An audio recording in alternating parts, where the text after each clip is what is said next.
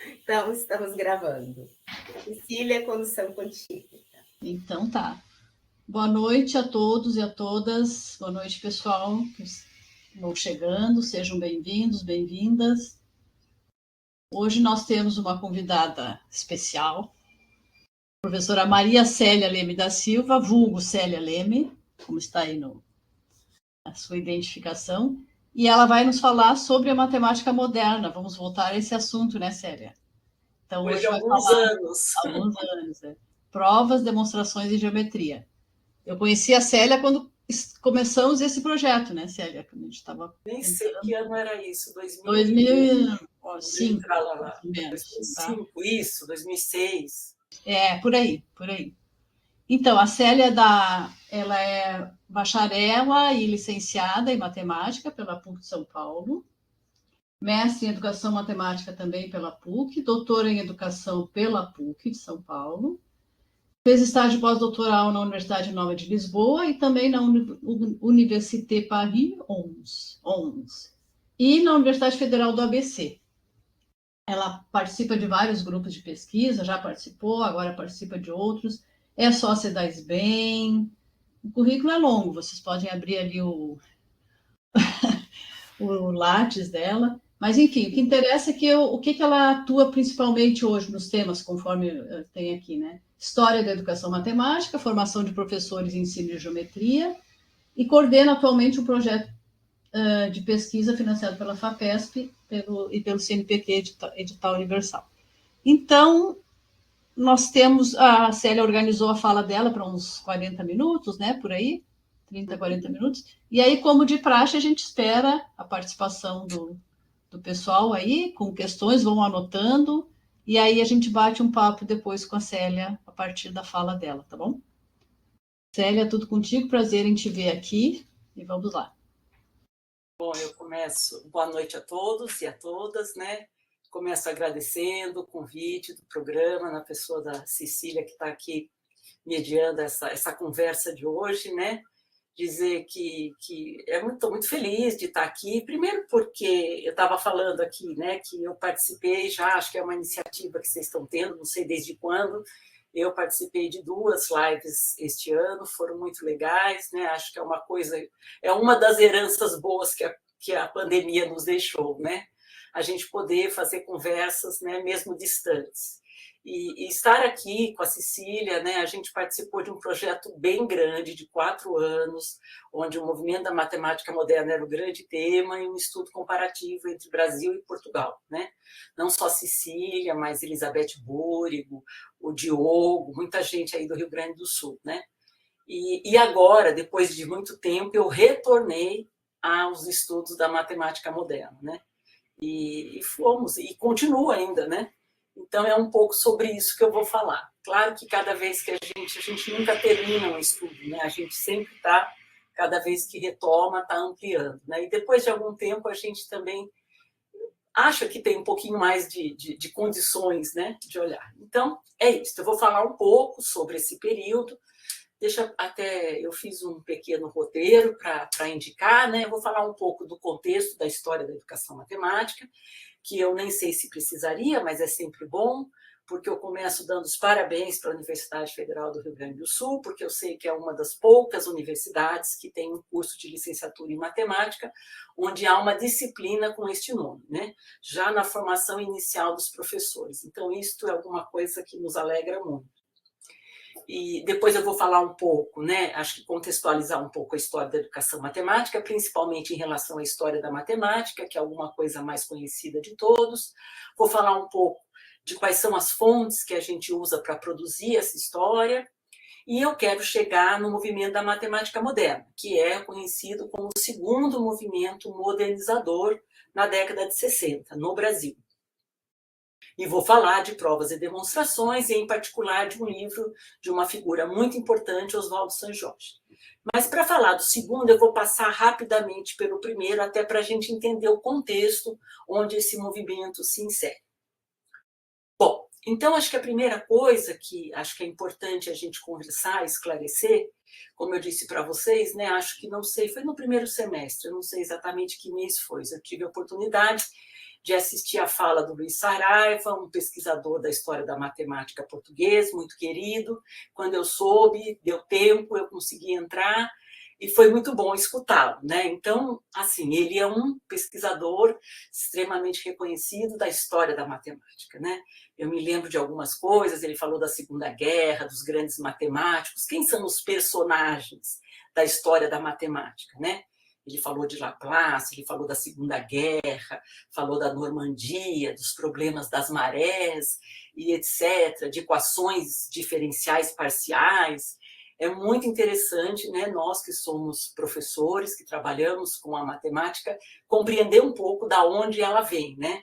Enquanto conceito, enquanto quem são aqueles produtores da matemática, que é essa matemática que a gente costuma designar como uma matemática científica, uma matemática acadêmica, que segue sendo produzida e construída, seja uma matemática mais aplicada, uma matemática pura, matemática computacional, mas enfim, muitas coisas seguem sendo feitas no âmbito da matemática.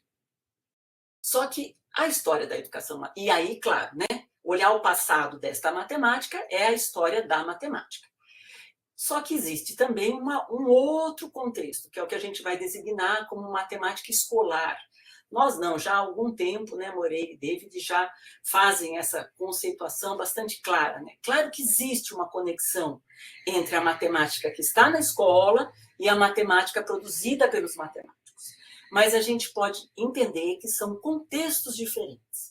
A matemática acadêmica é produzida por matemáticos, eles têm uma maneira de produzir novas matemáticas, eles realizam investigações, eles têm eventos, eles têm congressos, eles se reúnem, etc.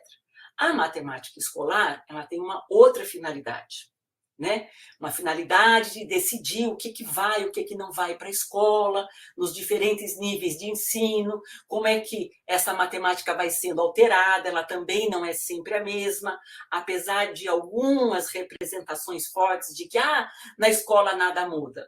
Eu vou mostrar para vocês hoje com pequenos exemplos que na escola tudo muda, como em todos os lugares, né? Como em todas as culturas, a cultura escolar é uma cultura em particular que também se altera ao longo do tempo, né? E muitas vezes em correspondência, em diálogo com essa matemática científica. Outras não, né? Mas ela tem, então, uma outra história. E é sobre essa história da escola que eu vou falar. Então, os personagens não são grandes matemáticos, né? Mas são grandes autores de livros didáticos, grandes pessoas importantes que participaram de projetos de reformulações curriculares. Então, estes são os personagens que a gente vai conhecer e tentar entender, né, para produzir essa história. Então, eu trouxe aqui alguns exemplos. Eu me lembro que, naquele momento, algum dos alunos perguntou para o Luiz Saraiva, mas onde é que estão essas fontes? Como é que você fez para descobrir tudo isso, né? Então, da onde que a gente vai para saber como é que era o ensino da matemática no passado? Tem muitas fontes. Eu vou só citar algumas aqui para quem, de repente, ainda não conhece bem como é que a gente faz, como é que a gente produz essa história, né? Uma das fontes importantes são os programas, né? Então, por exemplo, eu trouxe aqui, um programa de 1887, de São Paulo, Assembleia Legislativa Providencial, né? Então, coleções de leis e posturas municipais. Então, esse é um tipo de documento que nós conseguimos acessar para saber que tipo de orientação, que tipo de programa estava sendo proposto para o Estado de São Paulo. Um outro exemplo que eu trago aqui, um pouco mais para frente, em 1934, um programa de matemática do Departamento de Educação do Distrito Federal. Uma das coisas que vocês vão ver é que, ao longo da história, não é sempre que tem um programa para todo o Brasil. A história mudou muito, né? Dependendo do tempo, você tem uma orientação nacional, dependendo do tempo, você tem uma orientação para cada estado, isso vai mudar. E também vai mudar em relação ao ensino antes chamado primário, que antes nós tínhamos primário e secundário. Depois passamos primeiro grau, segundo grau, né? Hoje nós temos o ensino fundamental e o ensino médio. Então, hoje, seria a Base Nacional Comum Curricular, a BNCC. né? Se a gente vai, muitos dos nossos estudos hoje, no âmbito da educação matemática, precisam compreender, né? Nós participamos agora, recentemente, de toda uma polêmica na aprovação dessa nova base. De modo geral, não é uma situação particular de hoje. Quando você propõe mudanças no ensino, em geral, você tem polêmicas, tensões, nem todos estão de acordo, alguns defendem uma abordagem, outros grupos defendem outra abordagem, como é, né, de um processo normal. Bom, uma outra fonte muito importante para nós são os livros didáticos, né, que tentam um pouco traduzir ou se apropriar daquilo que está nas normativas, na legislação. Os autores, claro, que ao elaborar os livros, vão elaborar de acordo com aquele programa, com aquela legislação que está vigente, né? Então, eu trouxe aí alguns exemplos, só para vocês ficarem curiosos. Aritmética para meninos era, né, 1879, para o curso primário, gente, né? O autor é José Teodoro de Souza Lobo. Um outro exemplo, o curso de matemática elementar, que foi escrito por Euclides Roxo. Este é um personagem importante que eu vou falar, e este já é para o ensino secundário, né? Na década de 30, acho que deve ser 30 e pouco. E eu coloquei aí os guias do PNLD 2020. Então, é isso, né? O tempo vai mudando, as coisas vão mudando, e é isso que a gente precisa, o que a gente tenta conhecer e produzir uma narrativa a partir desses documentos.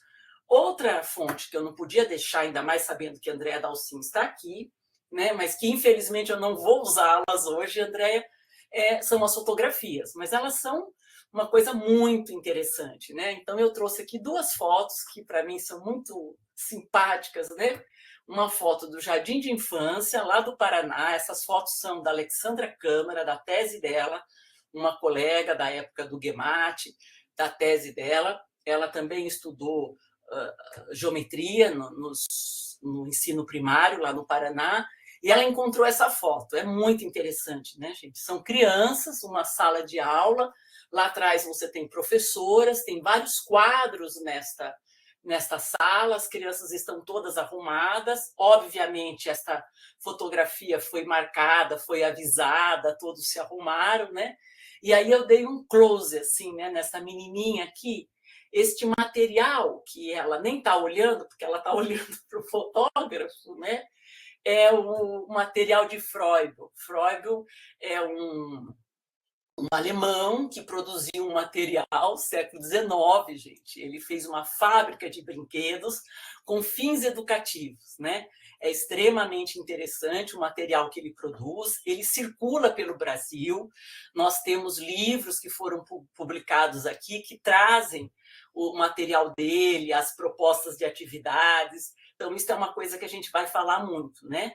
Estas mudanças na educação e na educação matemática, no ensino da matemática, elas nunca acontecem sozinhas no Brasil. Elas estão sempre em diálogo com um processo, com uma reflexão mais ampla.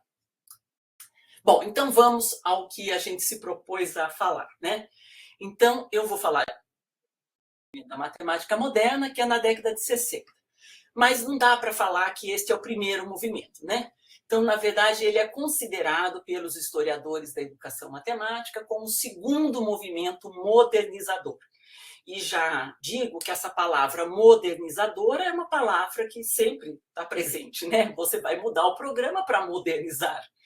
Então, nós temos um primeiro movimento que, na verdade, começa internacionalmente no início do século XX, particularmente em 1908, eu vou falar depois um pouquinho mais, em um congresso de matemáticos lá em Roma, mas as ideias que começam a ser germinadas lá chegam e são apropriadas no curso secundário do Brasil em 1938. E a figura importante, claro que ele não é sozinho, ninguém faz nada sozinho, mas uma figura muito importante nesse primeiro processo é Euclides Roxo, um engenheiro do Rio de Janeiro.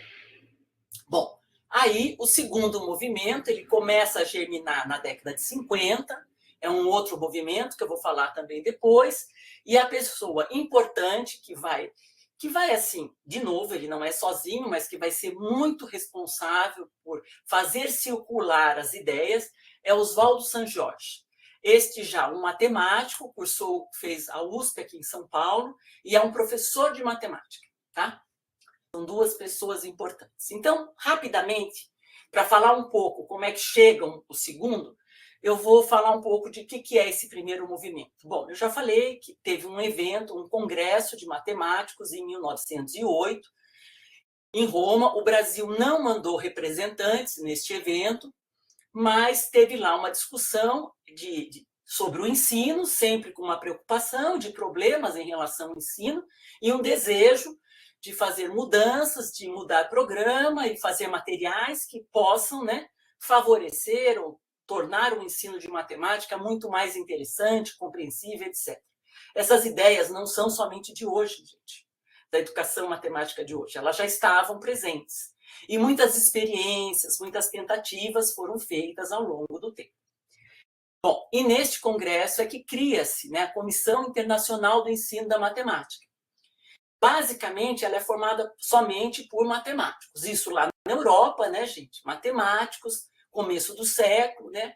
Nós nem tínhamos matemáticos aqui no Brasil, tendo em vista que o primeiro curso de matemática do Brasil é da USP de 1934, ou seja, em 1908 nós não tínhamos matemáticos, né? E aí não foi ninguém lá nesse congresso, mas em 1912 foi o professor Raja Gabaglia, um professor do Colégio Pedro II, um colégio muito importante no Rio de Janeiro, primeira referência do curso secundário no Brasil, e ele vai, ele participa, mas ele volta e aparentemente nada acontece. Vocês podem me perguntar, quem era esse professor? Engenheiro, porque antes dos cursos de matemática, de modo geral, a grande maioria dos professores que davam aula de matemática eram engenheiros. Bom, e aí o que acontece nesse preâmbulo que a gente vai chamar de pré-moderno da década de 60? Bom, como eu disse para vocês, este é um momento muito importante, a década de 30. Nós temos a primeira organização, a primeira reforma que realmente estrutura o que a gente chama de curso secundário, que hoje seria os anos finais do ensino fundamental e o ensino médio, tá? Então, a gente tem 3 reformas, bem uma a cada 10 anos. Tem a Francisco Campos, de 31, Capanema, em 42, e Simões Filhos, em 51. Estas reformas eram para o Brasil todo, eram reformas nacionais, tá? Bom, e aí o que dizia nessas reformas a respeito da geometria? E o que essa discussão de modernizar, como que ela foi recebida, como que ela foi interpretada no âmbito da geometria para o ensino secundário? Vejam vocês, o ensino secundário começava exatamente com crianças de 10, 11 anos, a mesma faixa etária que temos hoje nos anos finais, tá? Bom, então o que aparece? Aparece que, bom, primeiro que nas duas reformas tem uma divisão bastante clara de uma geometria mais intuitiva, o nome era justamente isso, uma iniciação geométrica, nas 2 primeiras séries, 2 primeiros anos, e depois o ensino de geometria, esse segundo ensino mais dedutivo, né? E aí se falava nas instruções que deveria partir da intuição para atingir gradualmente a exposição formal. A Capanema também mantém essa divisão, já deixa claro, geometria intuitiva, é assim que aparece na legislação, e geometria dedutiva. 2 anos para cada uma delas. Não tem claramente algumas instruções, mas já existem estudos, né? E a gente pode dizer que também a geometria intuitiva era considerada uma transição suave entre as experiências e a concepção dedutiva. E, finalmente, na Simões Filho, que foi chamada de programa mínimo, a ideia dessa reforma era reduzir os conteúdos. Nós estamos aí já na década de 50 com um processo mais amplo de expansão do curso secundário, porque também é preciso contextualizar. Em 30, gente, nós tínhamos pouquíssimos cursos secundários no Brasil. Só para vocês terem uma ideia, em São Paulo, que era um estado bastante representativo, tinham 3 ginásios em 30. Quando chega em 60, já tem 400 e tanto. Então, é justamente nesta primeira metade do século que vai ter um movimento muito grande de expansão dos cursos secundários, em São Paulo particularmente, né? Mas acho que de modo geral. Bom, e essa reforma tira os 2 primeiros anos da geometria intuitiva, vai direto para a geometria dedutiva. Mas também diz que tem que despertar aos poucos o sentimento da necessidade da justificativa. Porque o que se tinha nessa geometria, nas 3 reformas dos anos finais, era uma geometria extremamente dedutiva. Uma geometria euclidiana, com axiomas, teoremas, corolários, extremamente dedutiva. Um teorema atrás dos outros. Bom, tentou-se fazer isso, mas não tiveram muito sucesso. Estas reformas, e em particular a primeira, recebeu inúmeras críticas. O Euclides Rocho foi criticado no jornal. Euclides Rocho era professor e diretor do Colégio Pedro II. Mesmo assim, ele teve muita resistência, também pelos seus colegas do próprio Colégio Pedro II. Um dos seus colegas, Almeida Lisboa, no jornal fala coisas desse tipo, quando ele faz a reforma e introduz essa geometria dedutiva, geometria intuitiva, e fala que tem que ter um certo cuidado, etc, etc. Então, ele fala assim: os livros de Euclides Rocho expõem o seu programa são excessivamente infantis. Suas aplicações práticas são ilusórias e de nenhum alcance. Neles não há vestígio da mais simples demonstração de qualquer teorema, por mais elementar que seja. Existem apenas verificações materiais e, portanto, imperfeitas e grosseiras. Vejam que as críticas tinham muita clareza. É um momento de saída ou de arrefecimento de uma geometria dedutiva, né? E recebe inúmeras críticas dos professores deste momento, né? Ele fala assim: desapareceu o raciocínio modelar, característica de uma demonstração e da própria matemática. Por fim, ele diz que é um crime contra a mocidade e o Brasil. Claro, apesar de que os programas não eliminaram totalmente, né? Apesar que o de 50 acabou eliminando, foi muito difícil, né? A gente pode dizer, acho que ainda tem estudos mais detalhados para serem feitos, mas que pouco se mudou. Continuava tendo, no ensino secundário, uma geometria extremamente dedutiva. Vocês vão ver, na década de 50, um livro didático para compreender um pouco melhor. Bom, aproveito também para sempre, né, trouxe aqui uma citação da colega Elizabeth Búrico, aí do Rio Grande do Sul, né? Ela fez uma análise dos anais, porque na década de 50 começam os encontros, né, de ensino de matemática. E um deles foi em Porto Alegre, se eu não estiver enganada, acho que foi em 57. E tem as atas, e nas atas os professores discutem os problemas do ensino da geometria. E quais são os problemas, né? As demonstrações. Eles falam que, na mente dos alunos, as demonstrações constituem malabarismos do professor. Tiradas do nada, são deixadas soltas no ar, sem um fim determinado. Com o acúmulo do material de estudo, perde o aluno a visão de conjunto. Neste momento, ele não percebe as relações mútuas que existem entre os vários teoremas, quando muito sabe que essa demonstração está apoiada no precedente, examinado pelo professor. Em síntese, o que acaba acontecendo? Os teoremas só lhe restam aos alunos servir-se da memorização. Eles decoram os teoremas e, inclusive, usam esse instrumento como uma das maneiras de obter uma das questões certas nos exames, porque decorando chegava lá e reproduzia. Esta prática está presente desde o século XIX. Tem estudos que dizem exatamente isso lá no Colégio Pedro II. Bom, então chegamos na década de 50, que é o que eu vim falar hoje, né? No segundo movimento.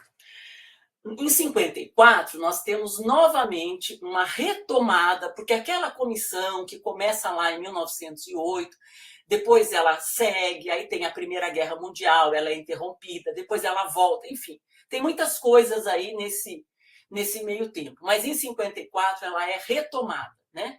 E volta-se a discussão do ensino da geometria. Essas comissões no âmbito europeu, né? Neste momento, nós temos não só a participação de matemáticos, nós temos também a participação de outros profissionais. A gente tem, por exemplo, Piaget, a gente tem Choquet, Gateno, tem pessoas que trabalham com a epistemologia, mas, claro, que tem um predomínio muito grande ainda dos matemáticos, particularmente do grupo Bourbaki da França, né? Bom, e aí como é que chega isso no Brasil?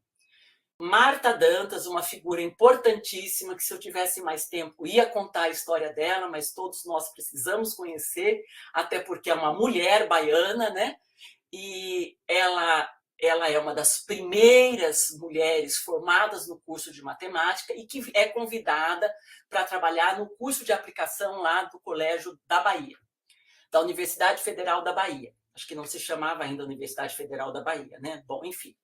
E ela fica muito insegura, porque ela não sabe como trabalhar no colégio de aplicação, e ela pede uma licença e vai para a Europa. Fica um tempo visitando países e vendo como é que era o ensino na Suécia, na Itália, em Portugal, na França, e ela passeia por lá, volta com grandes ideias, e uma delas é de organizar um congresso nacional para discutir o ensino de matemática. O primeiro foi em 55, na Bahia. Bom, este movimento, nós também estamos no contexto da Guerra Fria, temos aí relações, Sputnik, Estados Unidos, Rússia, muita coisa acontecendo no âmbito geral. E aí nós temos os Estados Unidos, desta vez, com uma participação bastante ativa. Ele também está preocupado em reformular o seu programa, porque é preciso, a Rússia fez o Sputnik, eles estavam atrasados, era preciso formar cientistas. E na formação dos cientistas, o papel da matemática é muito importante. Então, a estratégia dos Estados Unidos foi criar grupos de estudos com muito dinheiro para repensar o programa e produzir novos materiais. Esses materiais eram produzidos, eram testados, os professores participavam de formação, né? E assim, um dos grupos muito importante é o School Mathematics Study Group, o SMSG. Nós traduzimos materiais produzidos por ele para o português, né? Também, já no final da década de 50, tem um outro seminário lá na França, de Royaumont, que vai discutir também, que tem que mudar o programa, como é que vai ser. Não temos também brasileiros nesse seminário, mas 2 anos depois sai uma publicação que também é traduzida e chega ao Brasil muito rapidamente. Em 61, nós temos a primeira conferência interamericana, que acontece na Colômbia e que aí nós mandamos um representante da USP, o professor Omar Katunda. Bom, esta conferência tinha, claro, a interamericana, tinha os americanos, né? Nós estávamos lá representados, acho que tinham 2 professores, o Katunda e um professor lá de Pernambuco, e outros vários países, né, aqui da América, e tinham professores da França também participando. E um dos professores, o professor Fer, faz uma conferência sobre a questão da geometria. A geometria, novamente, no âmbito deste segundo movimento modelizador, é muito discutida, muito problematizada. E a problematização está extremamente relacionada às questões de uma geometria axiomática, né? De novo, se coloca em xeque a questão da geometria euclidiana. Não somente a questão axiomática, isto não é tanto o grave, mas a questão de que Euclides a geometria euclidiana é uma ciência morta e que há a possibilidade de fazer um estudo com outras geometrias, particularmente via as transformações geométricas. Um pouco que já havia acontecido no primeiro movimento, O primeiro movimento, a figura de Felix Klein, um alemão, é muito importante naquela conferência lá, em 1908. E aí, a proposta que ele tem para o ensino da geometria é trabalhar via transformações geométricas. Né? Então, aí começa uma discussão, começa em problematizar se a geometria euclidiana é ou não é a geometria mais adequada e mais interessante para se trabalhar no curso secundário. Bom, tem muita discussão, essa conferência é bem interessante, ele fala pelo menos de duas abordagens.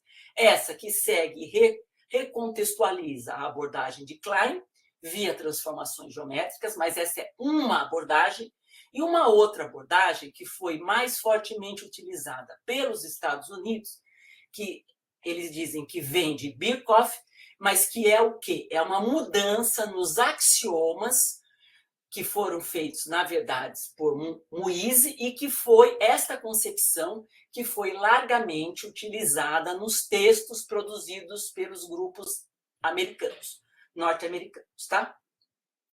Então, a gente vê que, novamente, nós temos uma discussão em âmbito internacional que problematiza a questão de que geometria é essa e como é que se vai fazer a prova, a verificação, a justificativa de propriedades geométricas, né? Bom, então chegamos no movimento da matemática moderna. Como é que o Brasil recebe, como é que ele se apropria de tudo isso? Como eu já tinha anunciado, uma pessoa muito importante neste segundo movimento. Essas capas aí são livros que depois vocês podem ler, vocês podem entender um pouco mais, né? A minha fala hoje é muito rápida aqui. Oswaldo Sanjorge é um professor paulista, fez o curso da USP, terminou na década de 40 e foi um professor muito conhecido na década de 50 e começa a produzir livros didáticos. Então, aí, rapidamente, a biografia do Oswaldo Sanjorge, ele fez USP, ele fez a licenciatura em matemática na USP, ele já começa a produzir livros didáticos na Companhia Editora Nacional e ele tem um boom de vendagens. Ele é considerado um best-seller, segundo Wagner Valente, né? Mas existem estudos do número de exemplares e de edições que os livros dele começam a serem produzidos já na década de 50. E aí, quando chega a década de 60, ele vai para os Estados Unidos, de um convênio do Brasil com os Estados Unidos, e lá ele toma contato com esta matemática moderna, mas na visão americana, né? Então, ele visita os grupos de estudo, ele conhece os materiais, ele certamente fica lá, participa de muitas coisas. Quando ele retorna para o Brasil, ele imediatamente cria também aqui no Brasil, e em São Paulo, porque ele é de São Paulo, um grupo de estudos do ensino da matemática. Em 61 é criado o GEM, né? E ele vai produzir a primeira coleção de livros didáticos considerado moderno, né? O primeiro livro da primeira série, a primeira série, gente, seria hoje o 6º ano do ensino fundamental, tá? A primeira série sai em 63, e aí vai saindo, 64 sai a segunda, vai saindo quase que uma por ano, tá? Então, é isto. Bom, as duas coleções, ele já era um autor conhecido na década de 50, pela editora e tudo mais, aí ele anuncia essa coleção moderna, todo um desdobramento aí, porque ele faz um malabarismo muito grande, porque ele consegue uma pequena alteração no programa, em umas sugestões. Neste momento, nós não temos mais uma orientação nacional. A partir de 61, cada estado pode ter o seu programa. Então, ele tem uma influência muito grande no estado de São Paulo, ele circula por todos os lugares. Ele circula pela USP, ele é professor do Mackenzie, ele fala com a televisão, ele fala com os jornais, ele fala com muitas pessoas. E aí, ele lança a coleção Matemática Curso Moderno, tá? E também é um best-seller, vende demais, tem muitas edições.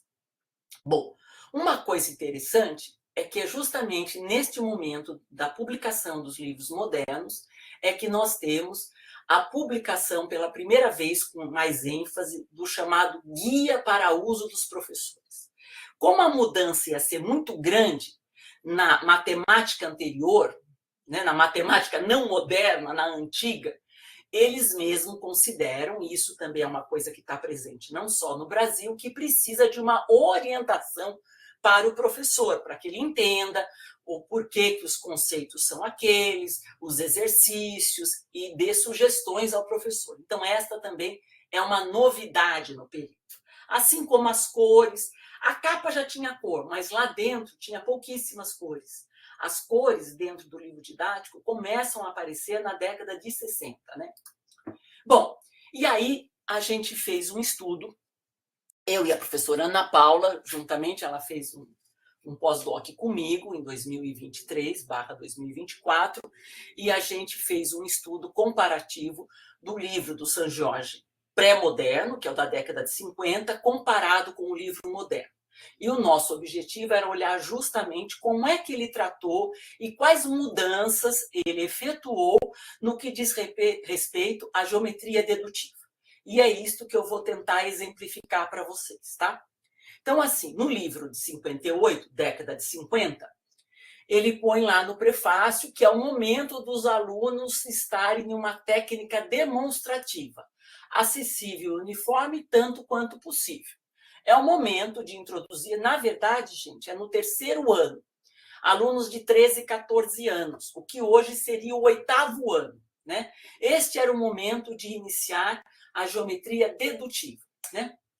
Então, era um momento de fazer processos dedutivos, as construções auxiliares necessárias à demonstração acompanhadas de propriedades evidentes. A segunda envolve dedução, a base de raciocínios sucessivos e a conclusão. Esta era a ênfase do livro. Bom, para vocês terem uma ideia, o livro, o capítulo 2 e o capítulo 3 do livro são exclusivamente de geometria. 65% do livro é de geometria, porque como ela ficava concentrada nos 2 últimos anos, a geometria acabava ocupando mais da metade dos livros dos 2 últimos anos, já que tinha muito pouco. O que tinha de geometria antes era um pouco mais de medidas, que hoje a gente chama de medidas, cálculo de áreas, de volume, mas não propriamente um ensino de geometria. Bom, ele apresenta 54 teoremas demonstrados, gente, no livro para a terceira série ginasial, alunos de 13 a 14 anos. É teorema 1, teorema 2, teorema 20, teorema... E assim vai. É um teorema atrás do outro. Depois eu vou mostrar algumas coisas, né? Extremamente formal, corolário, CQD, tarará. Aí vem a versão moderna, que sai em 67, o livro para a terceira série ginasial. Aí ele fala que isso vai ser o bom bocado do livro. Preciso explicar para os mais novos o que é bom bocado. Bom bocado é um doce que é muito gostoso. Então, assim, esta era a maravilha do livro, né? O estudo da geometria.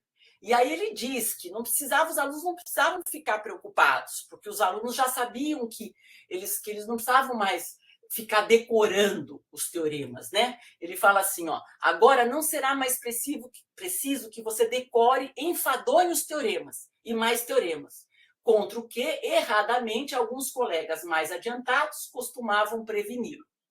E aí ele vai falar que tem uma grande responsabilidade na iniciação geométrica dedutiva dos alunos da escola secundária.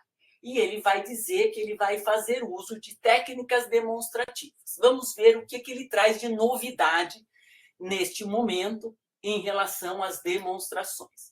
Bom, a primeira coisa é a seguinte, né? Nós temos também 63% do livro continua sendo o ensino de geometria, mas os conteúdos reduzem, gente. Ele usa os mesmos conteúdos tratados no livro da década de 50, com muito mais páginas. Depois eu vou explicar um pouco. O número de teoremas praticamente cai pela metade. Tem 28 teoremas demonstrados, comparativamente aos assuntos tratados tanto na década de 50 quanto na década de 70. Veja que ele está antenado, porque ele põe as transformações geométricas que não era tratada na década de 50 no apêndice. Isso é um pouco um reflexo para dizer que, como eu falei lá das 2 abordagens, uma das abordagens era via transformações geométricas. mas ele coloca no apêndice de forma extremamente formal, meio que assim, apêndice é aquilo que dificilmente o professor vai conseguir ministrar, né? Bom, e aí a gente fez um estudo. Nós fomos olhar os postulados que ele considerava na década de 50 e como é que ele mudou os postulados da década de 60 na versão moderna. Ele realmente segue a primeira tendência de alteração dos postulados. De que maneira? Introduzindo as medidas, né? Então, ele tem muito mais postulado na década de 60 do que na década de 50, né? E uma das grandes modificações é a inserção das medidas. Além disso, né, você olha comparativamente a estrutura do livro de 50 com a estrutura do livro de 60 e aparecem coisas que para a época eram extremamente inovadoras, como, por exemplo, antes de ir para a parte dedutiva, ele retoma, ele faz todo um estudo exploratório da geometria. Veja nessa quarta parte aqui, tá pequenininha, mas eu vou ler. Práticas demonstrativas, ângulos formados por duas retas coplanares e uma transversal. Daí, no outro capítulo, ele já fez vários estudos, retomou, faz exercícios, eu vou mostrar depois. Aí, depois, lá no capítulo 4, ele fala construção lógica da geometria, provas, postulados, teoremas, como efetuar uma demonstração, teorema recíproco, alguns teoremas. Então, assim, né? Ele, na verdade, ele reduz o número de teoremas e realmente faz um tratamento diferenciado. Que tratamento é esse? Eu peguei um exemplo, que é o primeiro teorema que ele traz nos dois livros, que até hoje é um dos primeiros teoremas nos livros, né? É o teorema dos ângulos da base do triângulo isósceles. Provar que em um triângulo isósceles os ângulos da base são congruentes, né? Então, na década de 50, estava lá. Propriedades do triângulo, teorema, hipótese, tese, demonstração, tracemos, a bissetriz, tarará, tarará, tarará. Logo, o ângulo B é igual, não era congruente, porque a linguagem congruente é alguma coisa que vem também da matemática moderna, é igual ao ângulo C. CQD, como queríamos demonstrar. Acabou, e esse é o primeiro, depois é o segundo, e depois tem lá 50 demonstrações, né? O que acontece no livro moderno? Bom, no livro moderno, como eu disse para vocês, antes de começar a demonstração, porque no livro de 50, logo na terceira, quarta página de geometria, já começam as demonstrações. Lá não, tem um capítulo todo anterior, com vários exercícios, antes de trabalhar efetivamente a geometria dita dedutiva. Então, olha lá, tem os chamados exercícios exploratórios, né? Um dos tipos dos exercícios exploratórios que ele traz é a construção geométrica, pede para os alunos fazerem, por exemplo, os casos de congruência, que antes eram teoremas, passam a ser todos axiomas, porque ele convida os alunos a construir triângulos, por exemplo, de 3 lados e 3 lados com os mesmos 3 lados, aí pede para os alunos compararem, eles verificam sobrepor, eles são todos, é possível sobrepor, logo, eles são congruentes, então aí depois ele põe todos os casos de congruência como axiomas, na versão moderna, né? Testes de atenção é outro tipo de exercício que ele também traz como inovação, e aí vai. Então, esta é uma primeira demonstração extremamente... Não, espera aqui, ó. Esta aí, o dito cujo do teorema do triângulo isósceles, né? Um plano de demonstração. Ele também é o primeiro teorema. O primeiro ele faz muito parecido com o que ele já havia feito, só que depois, gente, olhe só, os desenhos são mais detalhados, ele é mais longo, ele conversa mais com o aluno. E depois ele fala um outro caminho para provar, ele dá uma segunda possibilidade de demonstração. E isso é alguma coisa muito inovadora. Perceber que tem mais de uma maneira de demonstrar um único teorema, porque tinha tantas demonstrações que era feito de um único jeito, e o aluno acabava decorando, né? Não satisfeito com esses dois caminhos, ele ainda apresenta uma outra maneira, que é esta, chamada demonstração em dupla coluna, onde você faz uma coluna com as afirmações e ao lado você faz as justificativas, com a ideia de que assim o aluno compreenda um pouco mais essas etapas do processo dedutivo, certo? Isto daqui, gente, tudo indica que vem dos Estados Unidos. Tem um pesquisador, o Patrício Eberts, que escreveu um artigo falando que este tipo de demonstração em dupla coluna está presente nos livros do secundário desde o início do século XIX nos Estados Unidos. E era uma prática extremamente que demorou muito tempo, ficou por mais de 100 anos lá, né? Muito provavelmente, Oswaldo Sanjorge tomou contato com essa prática. Eu ainda não encontrei nenhum livro antes de Sanjorge usando esse tipo de demonstração, essa técnica, mas tudo indica que ele deve ser, se não o primeiro, um dos primeiros a trazer este tipo de demonstração para livros didáticos no Brasil. E, finalmente, ele faz esse esquema. Ele chama isso daqui esquemas desenhados, um outro tipo de demonstração. Então, vejam, para um único teorema, ele apresentou 4 maneiras diferentes de demonstrar. E, novamente, este esquema, ele fala que está baseado no Luciene Felix, que é uma professora que está lá muito fortemente, esteve no Brasil, é francesa, fala que esta prática ele pegou das ideias dela, e assim vai. Bom, então, qual é a grande novidade? Ele vai justamente no que diz respeito à geometria, a modernização de geometria para Oswaldo Sanjorge é um tratamento diferenciado na geometria dedutiva. Ele tem lembretes amigos, que é uma coisa extremamente moderna para a época. Ele fala assim: não há formas rígidas para você conduzir a demonstração de um teorema.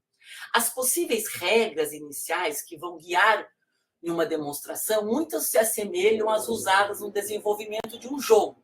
Quanto mais conhecidas, melhor você irá jogando.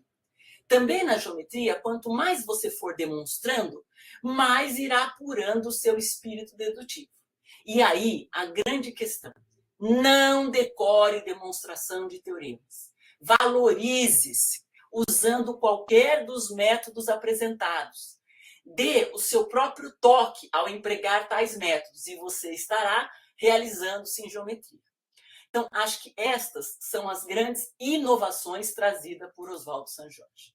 Bom, na conclusão desse estudo, claramente a gente entende que a figura do Oswaldo Sanjorge conjugava muitos elementos para um autor de livro produzir essas inovações naquele momento. Primeiro, que ele tinha uma sólida formação matemática, feita pela USP, que eram pouquíssimos os que passavam pela USP, era a referência na formação de licenciatura em matemática no Brasil, que permitia, né, familiarizar-se com uma geometria sustentada, juntamente com o curso de verão que ele fez nos Estados Unidos, né, em que muito provavelmente ele tomou contato com muitas abordagens diferenciadas.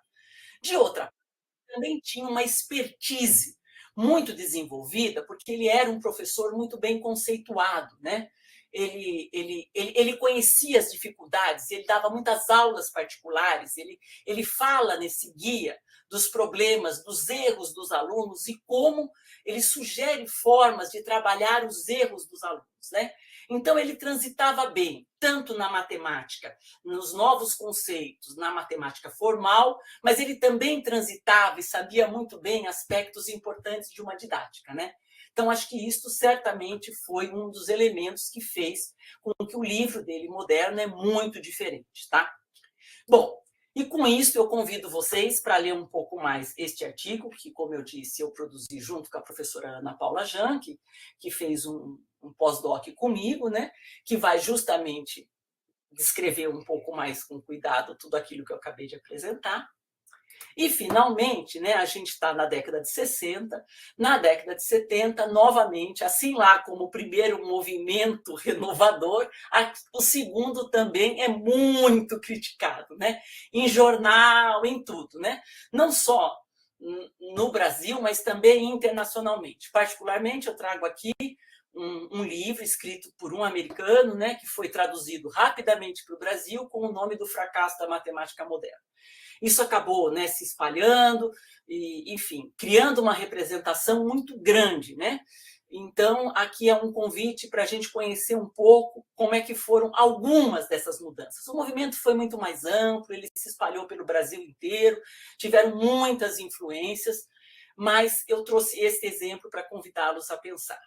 E aí, para já encaminhar a minha finalização, né, é dizer que eu venho tentando convidar os colegas da educação matemática a desconstruir ou a ampliar a representação do abandono do ensino da matemática por conta do movimento da matemática moderna. A gente sabe que teve um artigo e uma dissertação da professora Regina Pavanello, muito importante, lá no final do século passado, onde ela faz uma retrospectiva grande sobre o ensino da geometria, e quando ela passa pelo movimento da matemática moderna, ela diz que ele foi um dos grandes responsáveis pelo abandono do ensino da geometria. Eu acho que a gente precisa entender um pouco melhor que geometria era esta, abandonada onde, abandonada em livro, abandonada em programa, e que geometria foi abandonada. Ela também fala um pouco das transformações geométricas, enfim. Este projeto segue. Eu tenho agora um outro projeto que está estudando justamente as provas, demonstrações, processos de validação, e a gente vai seguir nas décadas de 70, de 80, vamos seguir para ver justamente o que é que realmente desta inovação do San Jorge fica, não fica, como é que ela vai se alterando, né? E aí eu convido, em contraponto, né, para ler esse artigo que é o abandono do ensino da geometria, uma revisão histórica, né? Eu convido para outros olhares, tá? Então, eu agradeço a todos, muito obrigada e espero que a gente possa conversar um pouco. Será que deu tempo, Cecília? Ou eu falei demais? Oi, falou bem, falou bem, falou bem. Vamos ver o público agora. Deixa eu abrir minha câmera aqui. Muito obrigada, Célia, pela tua fala até aqui. Agora vamos ver a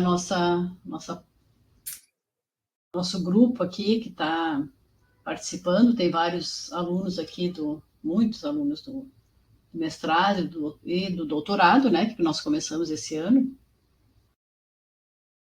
Por enquanto, os agradecimentos. Posso começar? Pode, Maurício, vai lá. Pode. Primeiro, parabéns, minha grande amiga. Nossa, só você mesmo para... Fiquei aqui aprendendo, né? Porque não é a minha área, a gente só aprende. Nossa, quanta coisa legal. E o mais legal ainda, assim, é as conexões com outros seminários também, eu acho isso muito legal. E eu tenho que destacar, antes de fazer minha pergunta, a presença do professor Armando Traldi, um grande nome da educação matemática, que já está na listinha aqui para ser chamado aqui para os nossos fóruns também. Isso só a Célia consegue trazer, né? A Ana Paula Jan estava aqui também, outro grande nome, que daí ela citou em termos de artigo, que é o professor Armando, ambos são de São Paulo, mas professor do IFE e a professora Ana Paula da USP. Eu acho que isso é, nossa, muito legal para o nosso programa. Daí eu vou entrar numa bagaça de linguagem, tá, Célia? Que ele traz o livro falando moderno, né? E aí você fala, modernizou. E aí a minha dúvida isso não seria melhor, em termos do que a gente conhece de matemática moderna, de movimento da matemática moderna, reconfigurar esse termo, porque ele é moderno por uma época, ao mesmo tempo não é o mesmo moderno do movimento da matemática moderna, porque me parece que ele foi contemporâneo, não moderno. A minha pergunta é essa. O nome certo do livro dele não deveria ser contemporâneo, a palavra usada? Essa é a minha pergunta para ti. Deve que tu refletisse filosoficamente sobre isso. Também. Já passa por umas de movimento da matemática moderna e algumas situações mais né, Célia, que a gente passou junto, né? Juntos. A todo tempo. Né? É a falta de criatividade, sabe? Todo mundo que vai fazer uma mudança se acha moderno. Né? Mas, na verdade, muitos movimentos. Por isso que nós chamamos de segundo. Isso porque a gente estudou pouco, Maurício. Que deve ter muito mais movimentos de tentativa de se adequar ao tempo, de ser contemporâneo. Mas eu acho que é uma estratégia, sabe? Uma estratégia de marketing, dizer que você é moderno, entendeu? no fundo, eu acho que... E aí usa-se mesmo, porque no primeiro também se falava na modernização do ensino da matemática, certo? Então, acho que a ideia é esta, né? Realmente não é um termo adequado, porque é uma tentativa de adequar para as questões daquele momento, né? Para a contemporaneidade. E perceber que as coisas vão mudando. Então, o primeiro moderno não é igual ao segundo moderno. E a gente pode dizer, sei lá, alguns podem defender que a BNCC é a grande modernidade de hoje, né? Porque é o mais novo. Mas o mais novo nem sempre é o mais moderno, né? Então, acho que é isso, né? Muito obrigado. Tem já perguntas aí, a Cecília vai dar continuidade. Tá bom, obrigada eu.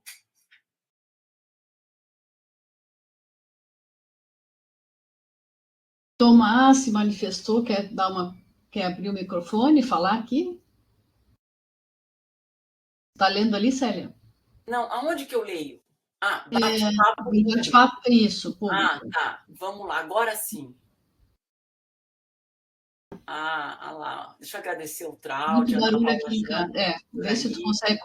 Tomás, a diminuição Tá de teoremas estudados anualmente, nesses momentos apresentados, de 50 para 28, representa o quê? Acredito que hoje em dia muito pouco de demonstrações, ainda menos em geometria. Isso é uma grande perda, na minha opinião. Olha, Tomás, muito legal sua pergunta, porque é isto mesmo. Eu tenho alguns indícios, Tomás. Eu acho que uma das coisas não é o abandono da geometria. Acho que uma das coisas que o movimento acabou, mas ainda é uma coisa que merece mais estudos. Pelo menos, se a gente for olhar somente a obra do Oswaldo Sanjorge, que é uma referência importante, mas não pode representar o Brasil todo, porque a gente tem muitas outras que foram igualmente importantes. O próprio Rio Grande do Sul teve um movimento muito grande, tem o trabalho aí do grupo da Universidade Federal, que fez muita coisa, né? Cecília, Beth, enfim. E até o GEMPA existe até hoje, Esther Gross, etc. E tudo isso começa no âmbito do movimento da matemática moderna. Mas agora, voltando para a sua questão, eu acho que uma das coisas que Oswaldo Sanjorge com certeza quebra é uma mudança na abordagem da geometria dedutiva. Para ele, no meu entendimento, na minha análise cuidadosa do livro e de todas os artigos que ele acabou publicando, porque ele foi um cara bastante... Ele foi muito... Né, ele falou muito em jornal, em revista, em tudo, né?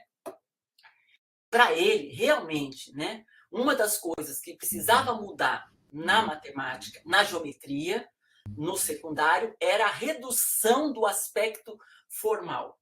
Mas a redução não era o abandono, de maneira alguma. Pelo contrário, era permanecer, mas numa tentativa, quando eu mostro aqui diferentes 4 demonstrações para o mesmo teorema, é uma tentativa de que o aluno compreenda, que ele pare de decorar. Quando ele convida o aluno a fazer uma demonstração que seja dele, ele rompe um pouco com aquela ideia que é muito forte de que a matemática dedutiva é só para os matemáticos e que os alunos não têm que simplesmente decorar e reproduzir, né? E aí é preciso entender os contextos. Eu, particularmente, acho que este é um estudo que precisa ser feito com muito cuidado, porque eu concordo com você. Eu acho que hoje quase nada ficou. Então, talvez, por uma questão que era com muitos problemas, como a gente viu na década de 50, uma decoreba, os alunos não entendiam nada, jogaram tudo fora. Mas eu acho que isso não é bom. Então, é preciso entender com mais cuidado, e por isso que o projeto se estende para saber o que acontece em 70, em 80, porque o Oswaldo Sanjorge ele permanece com os teoremas, ele valoriza os teoremas, ele tem explicitamente os axiomas. Mas aí eu não sei, aí é que a gente vai continuar. Ele não tem mais livro, coleção na década de 70. Mas aí começam outros autores importantes, que a gente vai seguir estudando. Eu tenho um aluno de mestrado que entrou esse ano, que vai estudar justamente as coleções de 70 e de 80, aqui no estado de São Paulo, para ver em que medida essas mudanças a gente fala, até retomando um pouco o Chervel, né? Se isto acabou virando uma vulgata ou não. Mas eu acho que a saída da quantidade excessiva de teoremas, ela aconteceu.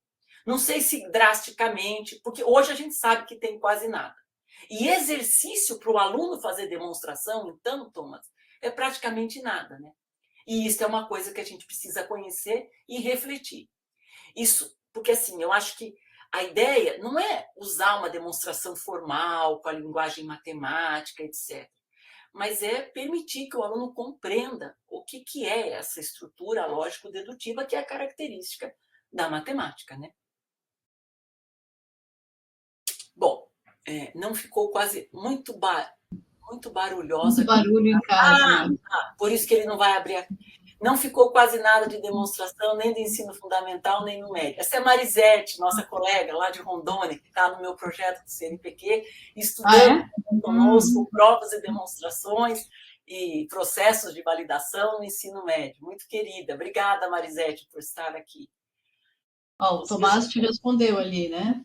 Perfeito, professora, deu para entender bem, muito obrigada. E a Fernanda Longo, que é uma colega nossa do PPG, não sei se ela não quer falar, mas, enfim, os resultados do seu projeto serão de grande valia para o que eu venho estudando, que são as chamadas inovações na área da matemática atualmente. Ela está sem microfone.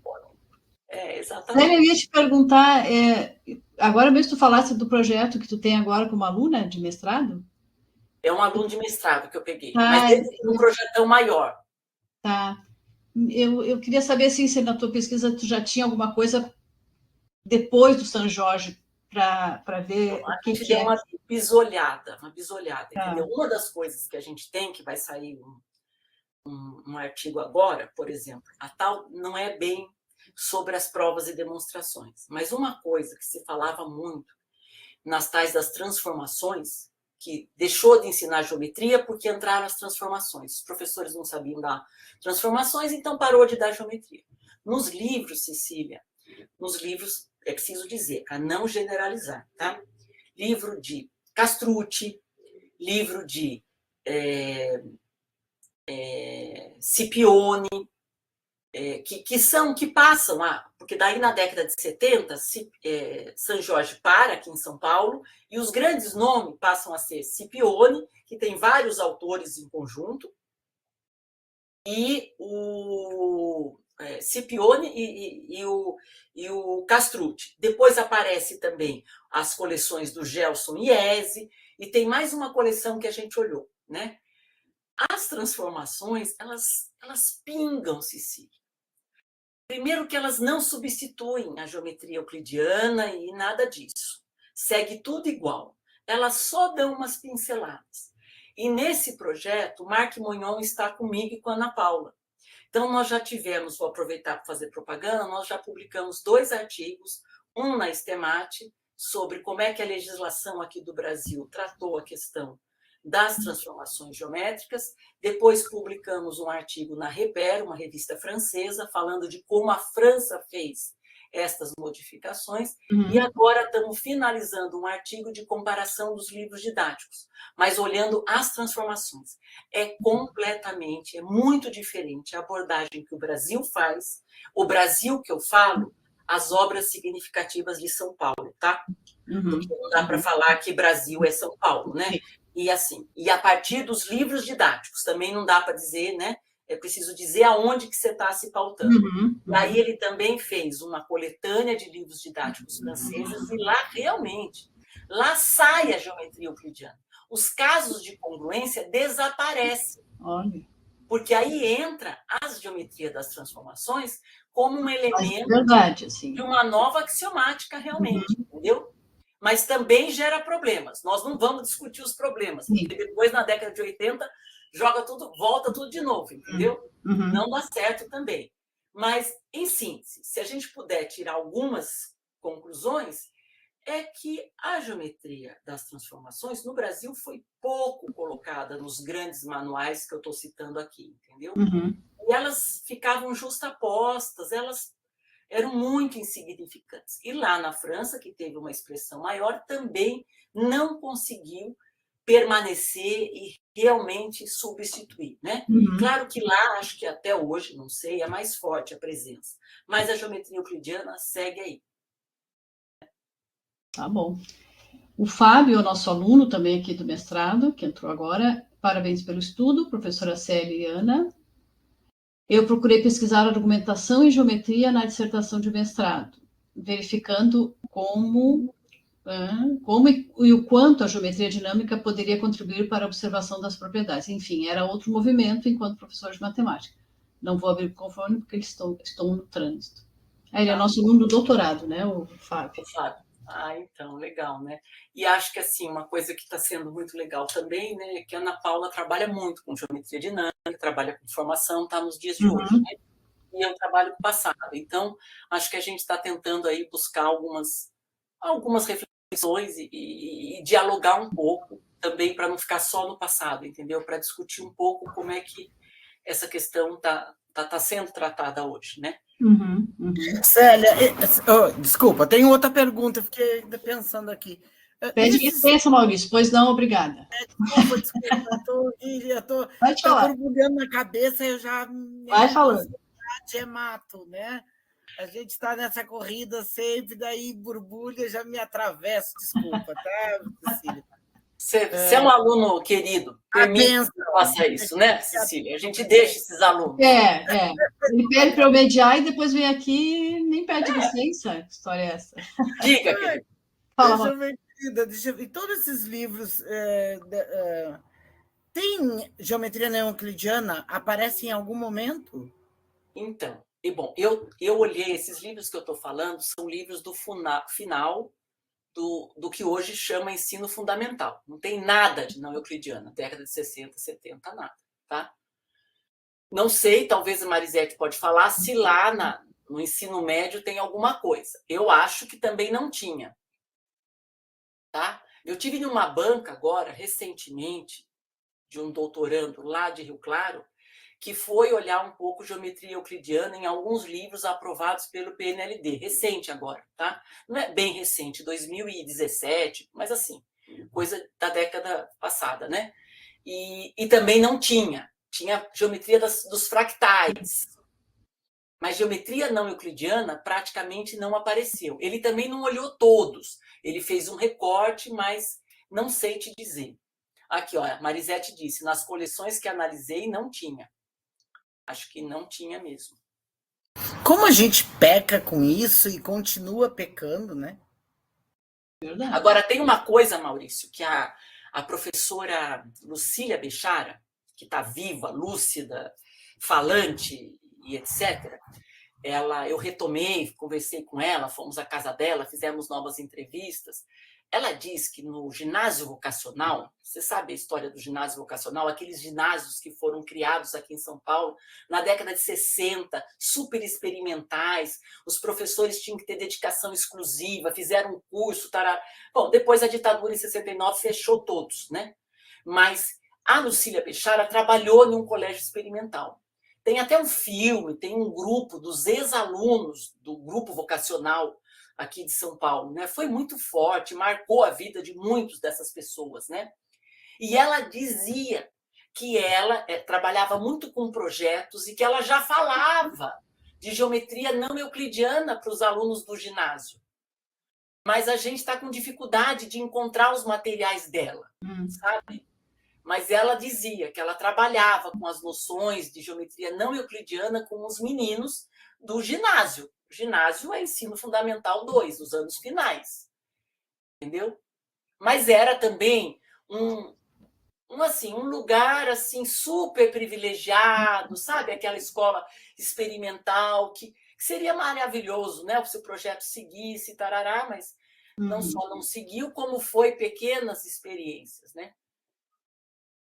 Infelizmente terminou, né? André traz um comentário ali, Célia. Parabéns. Revisar a matemática moderna é sempre interessante, sempre descobrimos algo novo.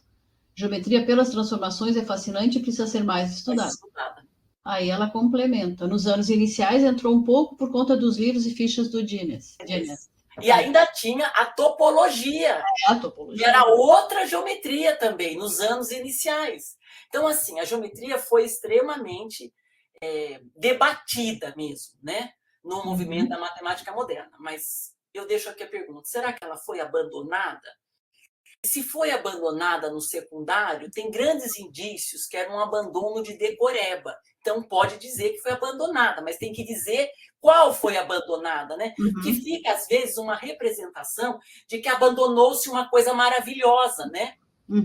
E, na verdade, acho que a gente está longe de ter uma prática de geometria interessante, isso desde sempre, né?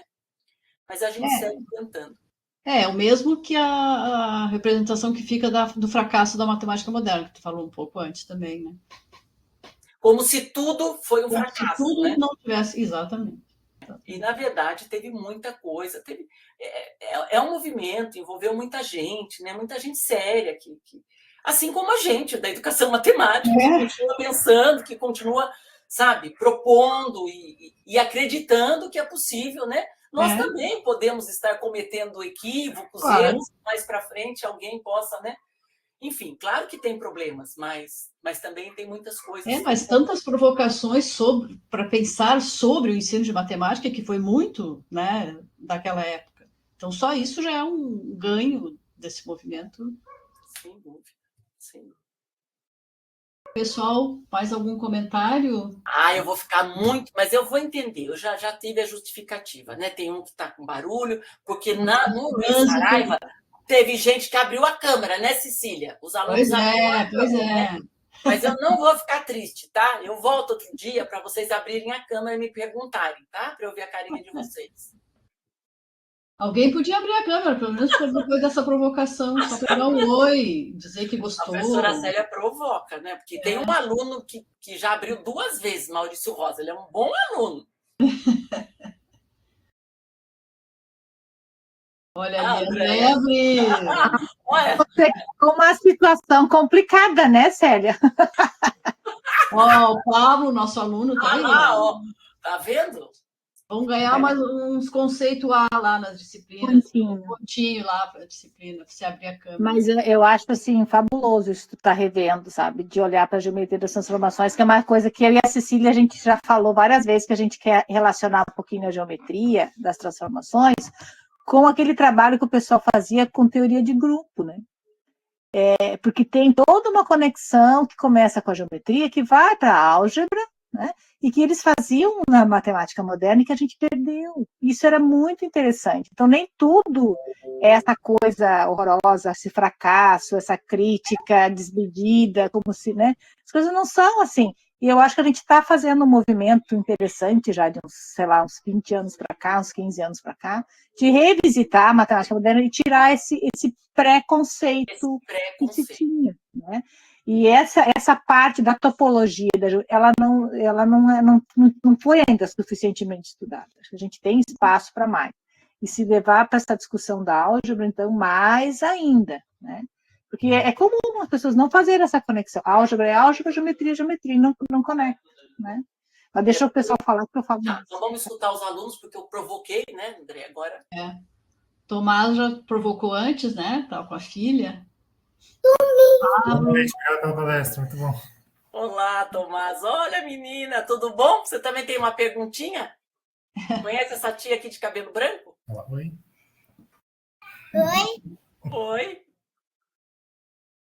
Célia, tu estava falando, e com a Andréia também, eu acho que, de novo, reforça a importância da pesquisa, né? Já que estamos num fórum do PPG, para poder afirmar ou contrapor, né, essas afirmações fáceis, assim que se diz.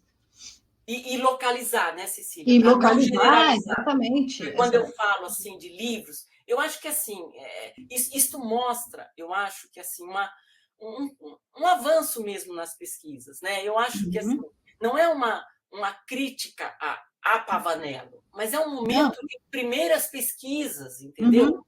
Então, não se tinha tanto esse cuidado, esse diálogo mais próximo com os historiadores, com os procedimentos metodológicos, de você deixar bem claro o que você olhou. Então, eu gosto muito de reforçar que livros que eu estou olhando. Então, assim, nós falamos de São Jorge. Ele é um cara importante, mas eu não posso dizer que todo mundo fez o que ele fez, certo? E isso é uma abordagem dos livros. O que estava na prática? Bom, isso é outra história. E aí tem muita coisa, é muito complexo, mas a gente precisa falar com esses cuidados. Com esses cuidados, exatamente, é isso. Exatamente. O que olhamos, quantos olhamos, e o que a gente conclui a partir daquelas fontes, né? Quem que nos dá essas informações, né? Da onde a gente tira isso, situado exatamente em que época. Exatamente. Pablo, quer conversar? Eu queria mais agradecer a Prof. Célia, então, aí, por estar nos prestigiando com esse todo histórico da educação matemática. Dizer que na minha pesquisa de mestrado eu tentei investigar um pouco a prova, argumentação, dedução, indução, não de forma geométrica, mas também de uma maneira mais simples, dialogada entre docentes, pensando em ir para os discentes, né? Que talvez não é tão rígida, assim, tão demonstrativa, mas já é uma dedução, uma indução, uma abdução, um processo de raciocínio lógico. E eu gostei bastante da apresentação, não sendo muito minha área, nunca pesquisei a história da matemática, da educação matemática, enfim. Obrigado, prof. Então, Pablo, você fez nos dias de hoje o moderno de hoje, né? Segundo o Maurício, que é assim, talvez você está fazendo uma tentativa parecida com o que o San Jorge fez naquele momento, né? Ele também teve a intenção de mudar algumas coisas, né? Sempre com o intuito de compreender, muito mais de justificar, de argumentar, né? Do que propriamente uma demonstração formal nos moldes da matemática acadêmica, né? A Giovana também abriu a sua câmera e acho que vai abrir a sua boca também. Tá vendo, Cecília? É só cutucar os alunos. Cutucar, eles vêm. Funciona bem. Funciona, né? Não, eu queria fazer um agradecimento, porque ouvindo a sua fala, professora Célia, eu que fiz a cadeira de educação, de História da Educação Matemática com a Elizabeth, eu relembrei muita coisa, porque são muitas informações, né? Como o Pablo também não é minha área, mas eu acho que foi muito bom relembrar um pouco disso, né? Que na graduação eu vi. E, bom, a gente esquece muita coisa e em alguns momentos a gente não vê tanta importância quanto eu vejo agora na parte da história da educação, né? E é realmente só agradecer por ter relembrado tanta coisa daquela época. Muito obrigada. Eu que agradeço. E vocês estão de parabéns, são pouquíssimos. Eu não sei se tem outra universidade, para vocês é uma disciplina obrigatória, né, Cecília? Sim, é obrigatória. Eu não sei se tem assim, optativa, tem muitos professores que inserem na disciplina de História da Matemática, mas uma disciplina obrigatória, sim, talvez vocês sigam sendo o único curso, não sei, ou um dos poucos que tem. Um dos poucos, acho que não é o único, mas é um dos poucos. Eu tive a disciplina de História da Matemática, mas eu estudei e assisti o filme, o documentário da História do número 1. Isso foi o maior assim, estudo que a gente fez. Não se aprofundou tanto que nem aqui na URGS. Eu sou do Instituto Federal do Campo Santa Rosa. Minha licenciatura. Muito legal, muito legal.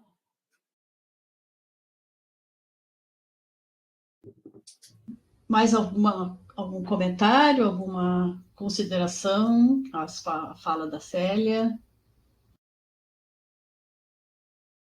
Mesmo não sendo da sua área, sempre é como a Giovana falou, o Pablo também, né? De a gente conhecer, claro que eu vou puxar a brasa para a história, mas a importância de a gente conhecer essa história, né? E onde a gente está inserido, mesmo não trabalhando com, né?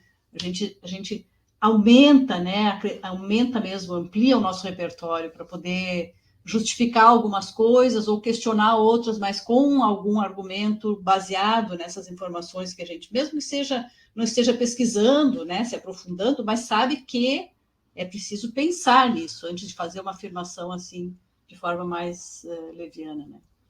Às vezes por desconhecer, né, e simplesmente... Sim. A gente sabe muito, é muito nova a área, né? A gente não sabe qual é o nosso passado, né? O passado da nossa formação, gente, né? O nosso curso não tem 100 anos, não faz 100 anos que tem o primeiro curso de formar professor de matemática. A nossa profissão é muito nova. Até hoje nós temos muitos engenheiros dando aula de matemática. Até hoje nós temos muito poucos cursos que formam professor de matemática de maneira, né, adequada e tudo mais. A gente sempre está correndo atrás do prejuízo, né? Vai aumentando e a formação tem que ser acelerada e etc. Então, é preciso compreender um pouco esse sistema que não é simples, que é complexo, né? E que até para olhar os dias de hoje com um pouco mais de criticidade. Né? Exatamente, é isso mesmo.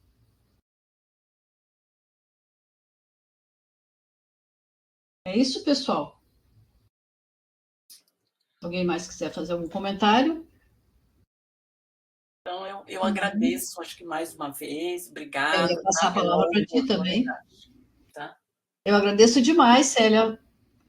Primeiro, também, particularmente, a oportunidade de te ouvir falar, de te ouvir de novo, mas também a contribuição, como a gente vinha falando agora, né, a partir da tua fala, de mesmo quem não é da área, é entrar, né, nessa seara da história da educação matemática e entender a importância para a nossa formação. Somos todos aqui envolvidos com a educação matemática, né, com diferentes focos, enfim, mas te agradecer por essa oportunidade de a gente, de novo, falar sobre isso, ouvir sobre, com dados, né, com uma pesquisa sendo feita, um estudo sendo feito, e convidar o pessoal, a Célia apresentou aí resultados já publicados, né?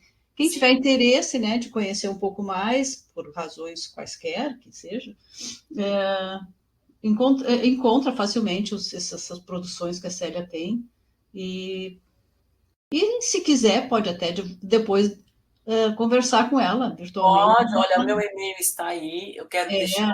A própria Ana Paula colocou ali, se quiser, contribuições para o estudo que elas estão fazendo. Sim, então... sim. E eu estou agora também, quero dizer, eu sou professora da Unifesp, mas eu estou no programa de pós-graduação em Educação Matemática lá da Unesp de Rio Claro, e também estou em Bauru, mas em Bauru eu já estou me desligando, porque eu fiquei um tempo nos 2 programas, e agora eu vou seguir somente em Rio Claro. Mas é um lugar também, independente de querer fazer mestrado ou doutorado, pode me escrever se quiser trocar uma ideia. Eu sou uma pessoa que estudo geometria, estudo história, tento dialogar com a formação e sou sempre curiosa e vou ficar muito feliz de receber um e-mail de vocês. Tá bom? Ó o Traude aí. Obrigada, viu, Traude? O Traude está te mandando um abraço. E deixa eu fazer mais uma propaganda. Cecília, fazer uma propaganda. Bom, para os colegas aí, tá? O ano que vem, a ENAFEM vai ser em São Paulo. Novembro. Você acabou de colocar ali, ó. Tá? Coordenando o Enem, o ENAFEM do ano que vem. Exatamente, novembro. E nós vamos fazer uma força-tarefa para que não venham somente os historiadores da educação matemática. Lá, vai ser no Instituto Federal de São Paulo, onde o... Está definido já? Já está definido. A data ainda não está... Temos o martelo, mas está quase fechada. E assim, a gente conta com a presença e estamos tentando fazer aí um esforço para que não venham somente os historiadores, para que os outros colegas das outras áreas também possam participar. Vamos ver se a gente vai conseguir. Muito bom. O Tomás é aluno do Traude agora. Tá. Eu pensei, eu não vou falar, eu achei que ele fosse do nosso programa, porque eu não conhecia, enfim, mas... Então. Traude é muito querido, né? Um amigo querido. Então, ele não só vem, como ele traz os alunos dele, entendeu? Ótimo, maravilha. Essas trocas sempre são muito bom, né? Então tá, Maurício, eu agradeço, eu finalizo, eu só não posso fechar a sala porque não fui eu que abri. Eu fecho. Tá. Então tá. Grande abraço, Célia. Muito obrigada, Célia.